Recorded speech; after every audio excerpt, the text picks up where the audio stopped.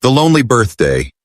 The rain whispered against the windows of the small café, a steady rhythm like the tapping of quiet tears. Outside, people hurried along the wet sidewalks, heads bent beneath umbrellas, their footsteps splashing through shallow puddles. Inside, the air was warm, filled with the soft smell of coffee and fresh pastries. Yet in one corner, by the large window streaked with water, sat a young woman who did not move. Her name was Amelia Blake. She had once been known for her adventurous spirit, the kind of woman who climbed mountains alone and laughed at storms. But now she sat in silence, a navy sweater wrapped around her, her golden hair damp from the drizzle. Before her sat a small birthday cake.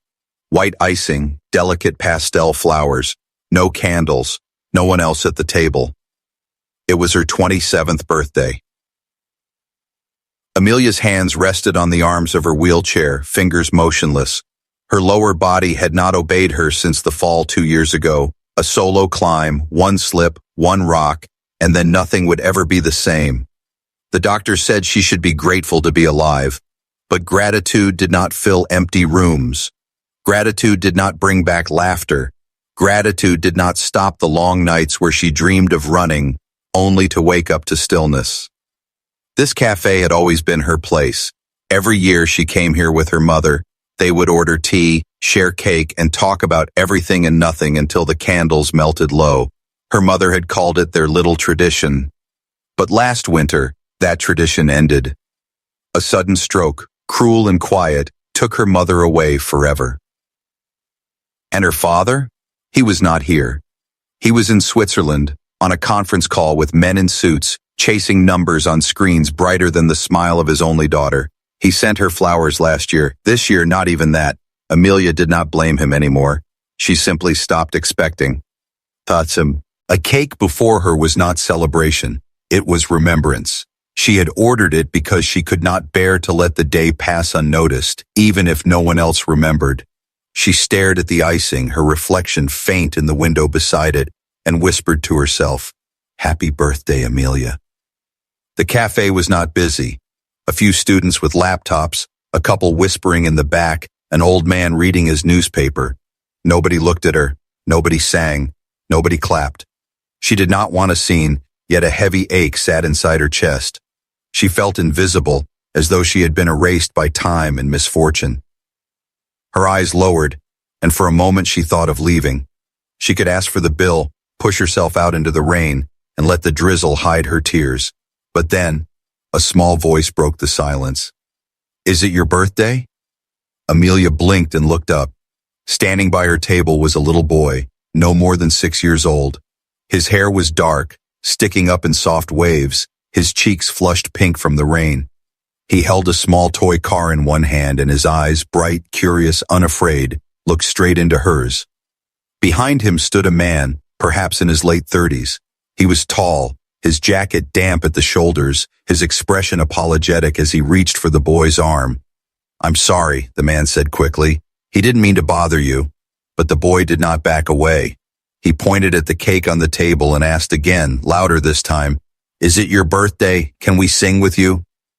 The cafe seemed to go still. A couple of students glanced up from their screens. The old man folded his newspaper halfway. Amelia felt heat rise in her cheeks. She was not used to attention anymore. Her lips parted, but no words came. "Yes," she finally whispered. Her voice cracked. "It's my birthday." The boy's face lit up. He turned to his father. "See, Dad, I told you. Can we sit with her? Please?" The man hesitated. His eyes softened as he looked at Amelia, as if weighing her loneliness against the intrusion of strangers.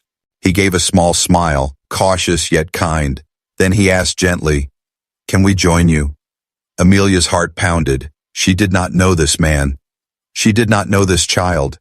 Yet something inside her shifted like a window cracking open after years of being shut. She swallowed hard, her fingers trembling against the wooden arms of her chair. "Yes," she said, almost surprised at her own answer. "You can." The boy cheered and climbed onto the seat beside her, his toy car clattering on the table. His father sat opposite, his presence steady and calm, the kind of presence that filled silence without forcing it. For the first time that day, Amelia felt the corner of her mouth lift, just slightly. The cake between them no longer looked so small. The rain continued outside, steady and soft, but inside the cafe, something fragile began to change. Amelia did not know yet what this moment would mean. She only knew that, for the first time in a very long time, she was not invisible. Someone had seen her. Someone had asked to stay, and that, perhaps, was the start of everything. The stranger at the table.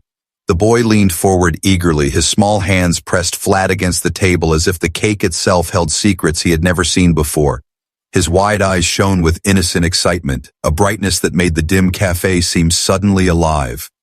Amelia watched him in silence, her chest tightening with an ache she could not name. It had been years since she had sat across from someone so unguarded, so free of pity or awkwardness. Children did not carry the same hesitation adults did. They asked what they felt, they said what they thought. There was something pure in that honesty, and it unsettled her almost as much as it warmed her. The man, his father, remained quiet for a moment, studying Amelia carefully, almost cautiously. His features were strong but not harsh, softened by eyes that read a depth she recognized at once, the look of someone who had known loss. He removed his damp jacket and draped it over the back of the chair before settling opposite her, folding his large hands together on the table. For a brief second, Amelia wondered if he was just being polite, a stranger humoring his son before leaving again. But then he spoke, and the weight of his voice carried something she had not expected. "I hope you don't mind," he said slowly, his gaze steady but respectful. "But birthdays should never be spent alone." The words struck her like a soft hammer against glass. She wanted to tell him that it was fine, that she preferred solitude, that she was used to being alone. But even as the excuses formed in her head, she realized how brittle they sounded. They were defenses she had rehearsed for years, reasons to keep people at a safe distance, walls built brick by brick from disappointment and grief.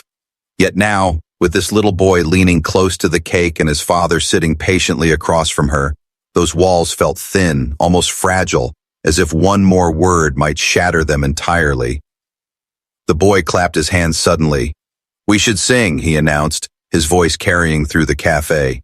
A few people looked over, some smiling faintly, others returning to their books or screens. Amelia froze, her instinct to shrink away, to avoid attention tightening in her chest. But before she could object, the boy launched into a cheerful, off-key rendition of Happy Birthday. His father's deep voice joined softly, low and steady, grounding the chaotic rhythm of his son's excitement. And then something remarkable happened. The old man in the corner lowered his newspaper and hummed along. The couple at the back leaned their heads together and added their voices. Even the barista behind the counter began to sing as she wiped down the espresso machine. Our tone light and melodic. One by one, strangers became a chorus, their voices weaving together until the entire cafe filled with a warmth Amelia had not felt in years. Amelia swallowed, her throat tight. She stared at the cake without candles, at the small, lonely circle of sweetness that had once been nothing more than a reminder of everything she had lost. Slowly she closed her eyes. She did not wish for her legs to work again. She did not wish for her father to magically appear. She wished for something simpler, something she had almost forgotten how to want: connection, warmth, and the strength to believe that her story was not finished yet. When she opened her eyes, she found the boy watching her with a curious tilt of his head. "Did you wish for something good?" he asked. Amelia nodded softly. "Yes," she whispered, her lips trembling into the faintest of smiles. The boy seemed satisfied. He picked up his toy car and began to roll it across the table, narrowly avoiding the cake each time. His father chuckled quietly, shaking his head with the practiced patience of a man used to chaos. Amelia's gaze lingered on him now, studying him more closely. There was something about the way he carried himself, not polished like the corporate men she had grown up around, but solid, dependable, as though he had weathered storms and still stood steady. "You don't have to sit here out of pity," Amelia said suddenly, her voice sharper than she intended. "I'm used to being alone."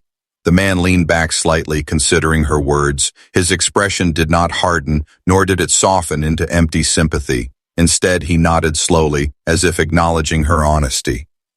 "I know what it feels like to sit alone," he replied. That's not pity. It's recognition. His answer silenced her. Recognition. It was a word she had not expected, and yet it fit. There was truth in his tone, a quiet weight that told her he was not simply making conversation. She wanted to ask what he meant, but she hesitated. She was not sure she wanted to open that door yet, not sure, and she was ready to let someone else's pain mingle with her own. Still, curiosity flickered. "What's your name?" she asked. "Daniel," he said simply. Then, with a small smile, he added, "And this troublemaker is Jacob." The boy looked up from his toy, grinning with cake-fueled energy. "I'm 6, he announced proudly, as though the fact alone should earn him applause. Amelia laughed, the sound surprising her. It was soft, unsteady, but real. She had not heard herself laugh in months, maybe longer. For a moment, the heaviness in her chest eased. She glanced at Daniel again, noticing the faint lines around his eyes, the kind that came not just from age but from worry, from carrying responsibilities heavier than most people could imagine. Something told her this meeting was not coincidence. Strangers did not simply appear out of nowhere and turn an empty birthday into a memory. There was a reason Daniel and Jacob had found her table. What that reason was, she could not yet say, but she felt the first spark of something she had long believed gone: hope. And as the rain continued to fall outside, Amelia sensed that her story, which she once thought had ended on the side of a mountain 2 years ago, was only just beginning again. The weight he carried. The cafe had returned to its gentle hum, the laughter from Jacob's song lingering like a faint echo in the air. Amelia sat a little straighter now, her hands resting more loosely on the arms of her wheelchair. For the first time in years, she didn't feel like a shadow pressed into the corner of the world. Instead, she felt the presence of company, warm and real. Yet as her eyes settled again on Daniel, the man across from her, quiet, composed, watching his son with that steady patience, questions began to rise inside her. Who was he really, this stranger who spoke not with pity but with recognition? What story carved those faint but unmistakable lines around his eyes? She leaned forward slightly, her curiosity too strong to ignore. "You said you know what it feels like to sit alone." Her voice was gentle now, less defensive than before. "What did you mean by that?" Daniel's gaze lingered on Jacob, who was still pushing his toy car across the tabletop, making soft engine noises under his breath. For a long moment, he did not answer. Amelia thought perhaps he would brush it aside, offer some vague, polite remark, and keep the weight of his truth locked behind his steady eyes. But then, slowly, he exhaled, his shoulders dropping as if releasing a burden he had been carrying too tightly for too long. "My wife," he began, his voice low but even. "Her name was Claire. She passed away 3 years ago." The words settled between them like stones dropped into still water.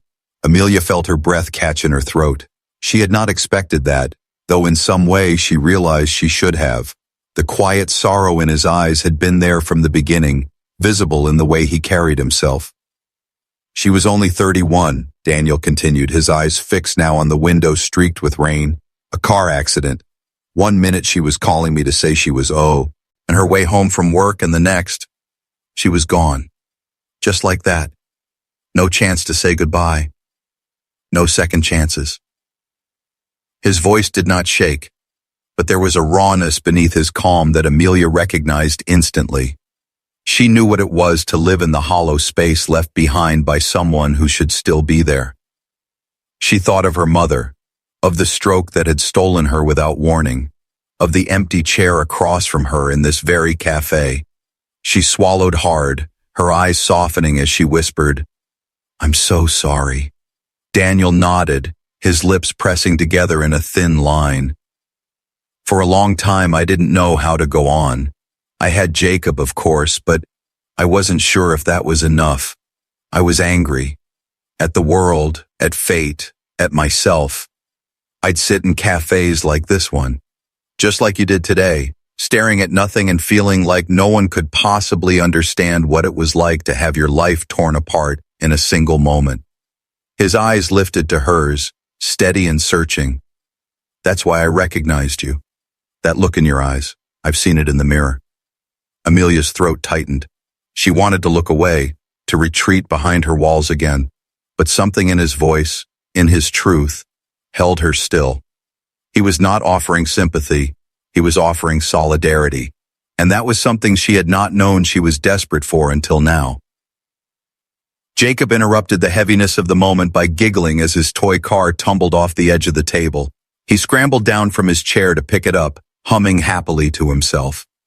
Daniel watched his son for a moment, and his expression softened in a way that was almost painful to see. It was the look of a man who had chosen, against all odds, to keep moving forward because a small life depended on him. Being a single father wasn't something I ever expected, Daniel admitted quietly, his eyes still following Jacob. There were days I thought I couldn't do it.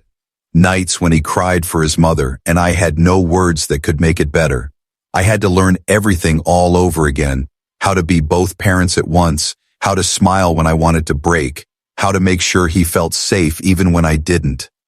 He paused, his voice growing even softer. And yet somehow he saved me as much as I saved him.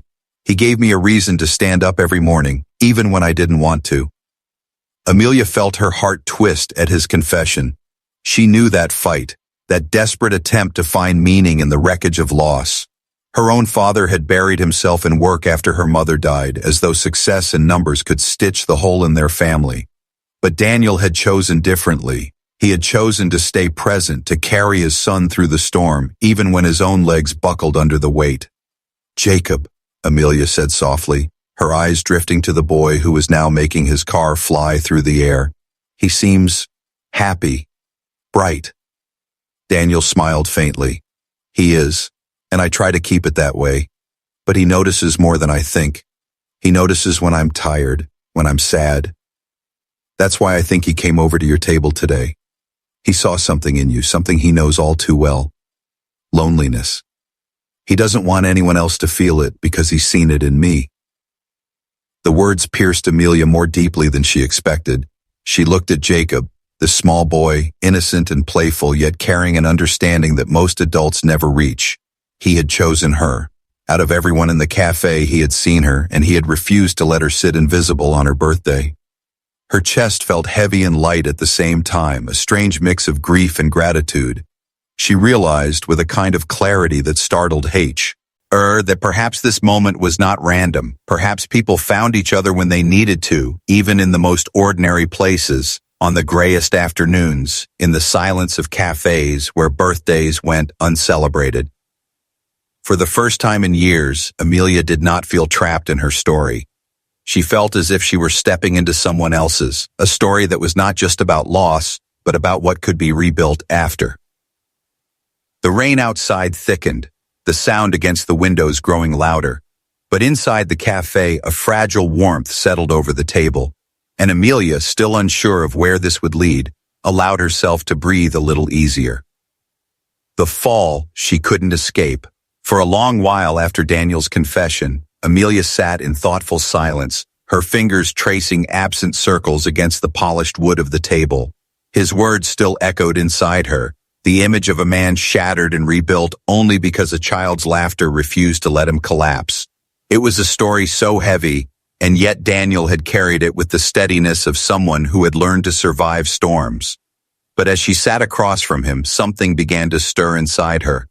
A quiet voice, insistent and demanding, pressed against the edges of her chest. It told her that if she wanted to feel what he felt, the relief of being seen, the strange weight lifted when pain was spoken aloud, she would have to risk opening the door to her own truth. Amelia rarely told her story anymore. At first, after the accident, people wanted to hear every detail, family, friends, even strangers. They wanted to understand how someone so full of life had ended up confined to a chair with wheels. But she quickly learned that their curiosity came wrapped in pity, and pity was a cloak that smothered her until she could barely breathe. So she stopped talking about it. She let the silence grow, until the world seemed to forget and until she herself could pretend, at least in public, that the fall had been just another chapter closed. Yet tonight, something in Daniel's steady gaze and in Jacob's innocent persistence pushed against her silence harder than ever before.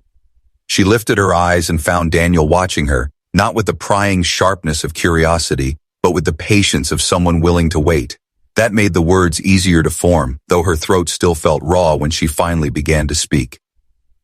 "It was 2 years ago," she said softly, her voice almost drowned out by the steady drumming of rain on the cafe windows. "I was climbing in the Rockies. It was supposed to be a simple route, one I'd done before. I was alone. I liked it that way, the solitude, the silence of the mountain. But I misjudged a step, a loose rock, a slip. And then, I remember the sound of bone against stone, the sudden rush of pain, and then nothing below my waist." Her voice faltered and she looked down at her motionless legs. The navy sweater sleeves slid back slightly, revealing scars along her wrist, pale lines of skin that told stories she had never spoken aloud. She quickly pulled the fabric back over them. "They told me I was lucky," she continued, her lips tightening. "Lucky to be alive. Lucky my spine wasn't completely severed. Lucky I still had my arms, my mind. But what kind of luck leaves you unable to walk on your own birthday? What kind of luck takes your freedom and locks you in a chair?" Daniel didn't speak. He didn't need to. His silence was not empty. It was a container, giving her space to pour out what had long been trapped. "My mother was the only one who didn't try to paint it as fortune," Amelia whispered, her eyes clouding with tears. "She was just there. She never told me to be grateful, never forced optimism down my throat. She just sat with me in the long nights when I woke up screaming from dreams where I still had legs. She reminded me that I was still me, even if I didn't believe it anymore." And then, her voice cracked, breaking into a sob she quickly tried to stifle. "And then she died last winter. A stroke. No warning. No chance to say goodbye. Just gone." The cafe around her blurred. Her breath trembled, her fingers clenched tightly against the arms of her chair, as though she could hold herself together by force alone. "That was the last thread keeping me from disappearing completely. And when she left, I felt like I died too.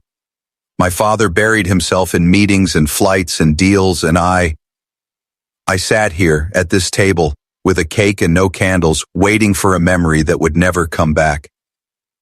The words tumbled out in a rush, breaking the dam she had kept sealed for so long. When she finally stopped, the silence that followed was deafening. She braced herself for the pity, for the gentle platitudes she had always received when people heard her story. But none came. Instead, Daniel reached across the table, his large calloused hand resting near hers, not touching, not invading, just there. A presence. A reminder that she was not alone in the telling. Jacob, who had grown quiet while his father listened, finally piped up in his small, earnest voice.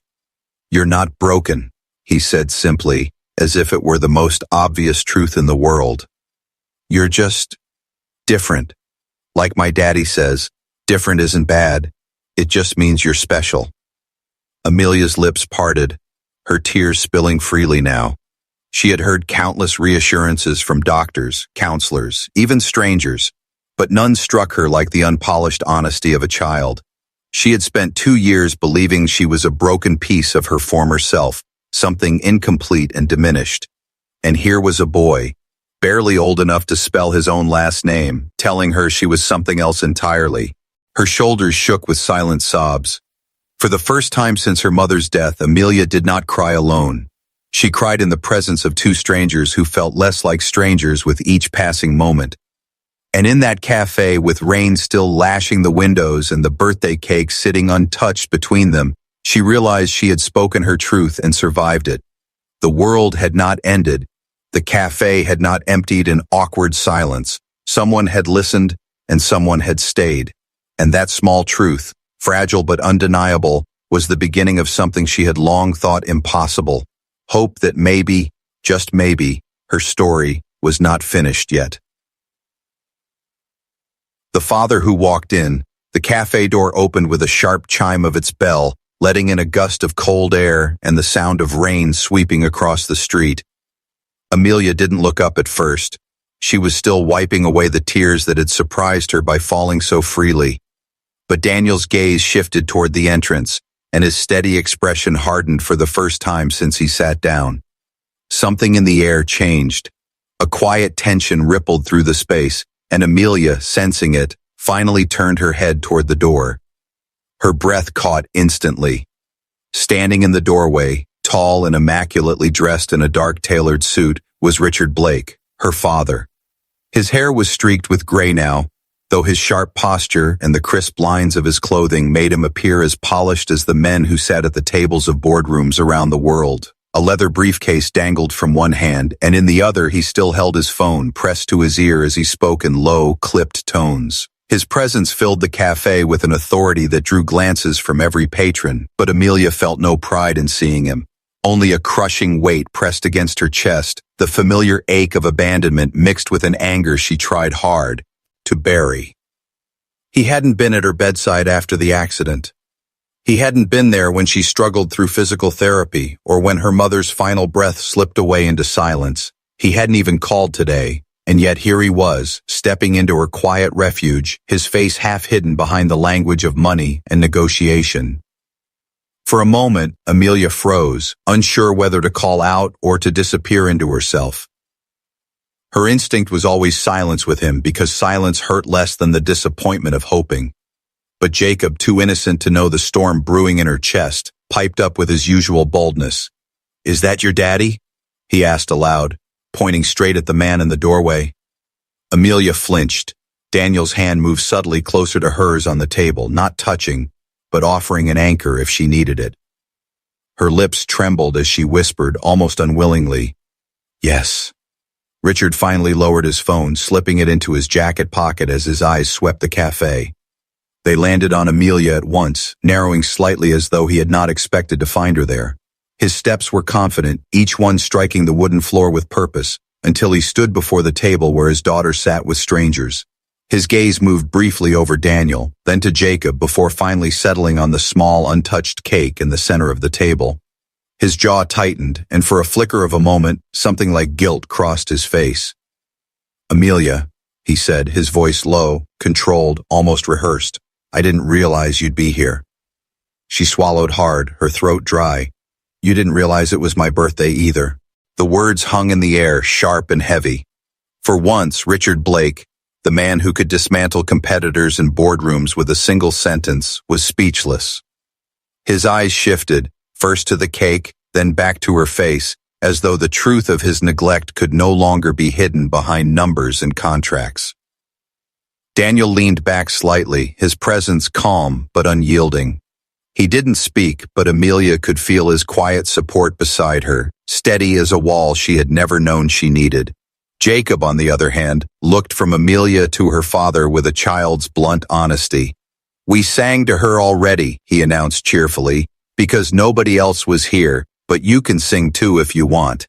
The innocence in the boy's words cut through the heavy air sharper than any accusation could. Richard's face tightened, his pride flickering against the raw truth Jacob had just spoken. For the first time in years, Amelia saw her father falter, not in business, not in power, but in something far more fragile, being human. Amelia exhaled slowly, feeling both anger and relief rush through her. Anger at years of absence and relief that she no longer had to carry the burden of his neglect silently. She had spoken her pain earlier to Daniel and Jacob, and now, almost without effort, she found her voice again. "You don't have to be here out of guilt," she said firmly, her eyes steady on him. "I've spent too many birthdays waiting for you to show up. But today," she glanced at Jacob, whose small smile reminded her of light breaking through clouds. "Today, I wasn't alone, and that means more than you'll ever understand." Richard's face shifted, his usual composure cracking under the weight of her words. For the first time, Amelia saw not the CEO, not the untouchable man in suits and boardrooms, but a father who had lost his way, too blind to see what truly mattered, until it was too late. His lips parted, but no words came. He stood there suspended in his own silence as the cafe around them continued with its quiet rhythm of spoons clinking and coffee machines hissing. Daniel's voice finally entered the space, calm but edged with quiet strength. "She doesn't need more excuses," he said evenly. "She needs to be seen. Today, right now, not someday after your next deal closes." Richard's eyes snapped to him, sharp with the reflex of a man unaccustomed to being challenged.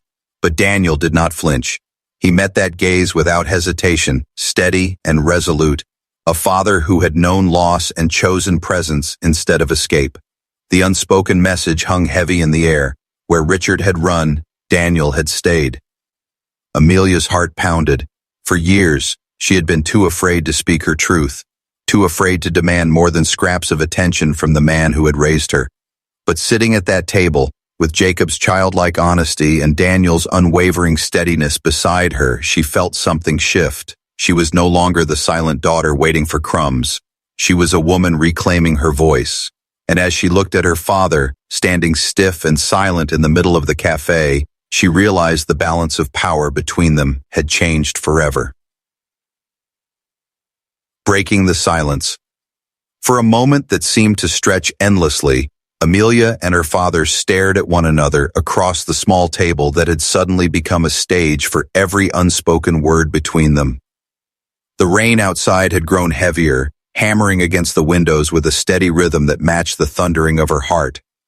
She had always imagined what it might be like if she finally confronted him, if she finally said aloud all the words she had swallowed for years. Yet now, with Richard Blake standing just feet away, his sharp suit wet at the shoulders, his phone silenced for once, she felt a mix of terror and release. Richard shifted slightly, the perfect mask of the CEO beginning to crack. His eyes darted to the cake, then back to Amelia, and when he finally spoke, his voice carried a brittle edge. "Amelia, I'm sorry. I know I failed you, but you must understand I've had responsibilities, thousands of employees, millions of dollars, decisions that affect lives far beyond ours. I thought keeping the company strong was a way of taking care of you too." The excuse landed heavily, but Amelia felt no comfort in it. She had heard variations of it her entire life, meetings, deals, flights, the endless empire of numbers and contracts that always came before family. She straightened in her chair, her hands no longer trembling, her voice steady in a way that surprised even her. "No," she said firmly, her eyes never leaving his. "You told yourself it was for me, but it was for you, for your name, your legacy, your empire. You've measured your worth in numbers and profits while I measured mine in long, empty nights where I begged myself to keep breathing. You weren't there after the accident. You weren't there when I screamed in pain at 2 a.m. You weren't there when Mom took her last breath. And you weren't here today, not until chance pushed you through that door." Her father flinched, as if her words had struck him harder than any boardroom defeat ever could. His lips parted, but no quick defense came. He had faced senators and rivals, but he had never faced the raw, unpolished truth of his own daughter's pain. Amelia pressed on, her voice rising, though not in anger. It was the rising tide of truth long withheld. "Do you know what it feels like, Dad, to sit alone on your birthday with a cake no one else touches? Do you know what it feels like to be invisible in your own life while your father negotiates with strangers halfway across the world? I used to tell it, but myself I didn't need you. I told myself I was strong enough without you, but the truth is, I wanted you. I wanted you there, and every time you weren't, it broke me just a little more." The cafe had grown still. Even the students with laptops had stopped typing, their eyes flicking between father and daughter as if witnessing something sacred. A fracture years in the making finally laid bare. Richard's eyes glistened faintly, though his jaw remained tight, fighting to hold control. Daniel, who had remained silent until now, leaned forward, his tone calm but unyielding. "She doesn't need your empire," he said, his gaze steady on Richard. "She needs presence, she needs love, and that can't be sent by wire transfer or measured in shares." His words weren't confrontational. They were matter-of-fact, delivered with the quiet authority of a man who had rebuilt his life on presence when everything else was taken. Richard's gaze flickered to Daniel, sharp and assessing, but it was Jacob's small voice that broke the tension further. The boy had been sitting quietly, watching with wide eyes, but now he tugged at Amelia's sleeve and whispered with disarming innocence, "We're here. You're not alone anymore." The simple truth shattered her. Tears slid freely down her cheeks, but this time they weren't heavy with despair. They were cleansing, like rain washing away years of silence. Amelia reached down, placing her hand gently over Jacob's, her lips trembling into a smile through the tears. When she lifted her gaze back to her father, her voice had softened, but it carried a strength she had never known before. You can't rewrite the years you missed. You can't bring Mom back. You can't give me back my legs. But you can decide who you want to be now, not the CEO, not the man with the suits and the deals. My father, that's all I ever wanted. The words pierced through him. For the first time, Richard's shoulders sagged, his immaculate posture faltering as though the weight of decades pressed down all at once. His lips trembled, and in that instant the mask of Richard Blake, the untouchable, unbreakable titan of business, fell away. What remained was a man stripped bare, vulnerable, haunted by the choices he had made. I don't know if I can be that man, he admitted hoarsely, his voice breaking in a way Amelia had never heard before. But I want to try. Amelia held his gaze for a long moment, searching for sincerity in the lines of his face. She didn't know if he would truly change. She didn't know if promises could mend years of silence. But for the first time, she felt the balance of power shift, not from her to him, but into her own hands. She had spoken. She had been heard. And whether or not he changed, she was no longer invisible. The rain outside softened, the storm easing into a gentle drizzle, as though the world itself exhaled with her. Inside, the small table that had once held only loneliness now held a fragile, undeniable truth. The chains of silence had been broken. A candle in the rain. The café had fallen into a hush after Amelia's words, as though the walls themselves understood the weight of what had been spoken. Outside, the storm had softened to a steady drizzle, drops sliding down the glass like fading tears. Inside, the small table near the window no longer felt like a place of isolation. It had become something else entirely, a place where truths had been dragged from silence, where a daughter had found her voice, and where a father had been forced to face the shadows of his choices. Richard stood there, his polished mask shattered, his eyes no longer sharp with power but heavy with something raw and unfamiliar, regret. For years, Amelia had imagined what it would feel like if he admitted even a fraction of what he had just confessed. She had thought it would heal her instantly, as though words could erase years of emptiness. But now, as she sat in her chair with Daniel's steady presence beside her and Jacob's small hand still resting against hers, she realized that healing was not a gift another person handed you. It was something you chose, moment by moment. And today, for the first time in years, she felt strong enough to choose it. She drew in a shaky breath, wiping the tears from her cheeks, and straightened her posture. Her voice, though softer now, carried a firmness that could not be ignored. If you really want to try, Dad, she said, then start here. Sit down. Share this cake with me. Not as a CEO, not as someone checking in between meetings, as my father. For a heartbeat, Richard hesitated. His pride warred with his vulnerability, the two halves of himself battling in the silence. Then slowly he lowered his briefcase, slid the chair beside her back, and sat. It was an awkward movement, stiff and unfamiliar, as though he had forgotten how to take part in something so simple. But to Amelia, it felt monumental. For the first time in years, he had chosen to stay. Jacob grinned, his eyes lighting up. Now it's a real party, he declared. He scrambled up onto his chair, toy car clattering to the table again, and looked at the cake with renewed excitement. But we need candles. The remark made Amelia laugh, a laugh that was shaky, threaded with tears, but real. We don't have candles, she said gently. Jacob frowned, thinking hard, then suddenly raised one small finger in the air. We don't need them. We can just pretend. Close your eyes, make a wish, and blow on it. It still works. Amelia's heart tightened at the simplicity of his logic. She glanced at Daniel, who gave her a small, reassuring nod, his calm eyes telling her that sometimes the most powerful rituals didn't need to be perfect. They just needed to be real. She closed her eyes. The cafe seemed to grow still again, the air charged with quiet anticipation. For the first time in years, her wish was not desperate or aching. It was simple, and it was hers. She wished for courage, to keep speaking, to keep choosing connection, to keep living even in the brokenness. When she opened her eyes, she leaned forward and blew gently across the cake. Jacob clapped loudly, his voice filling the room. She did it. She made a wish. The barista smiled from behind the counter, and even the old man in the corner folded his newspaper fully now, watching the scene with a softened gaze.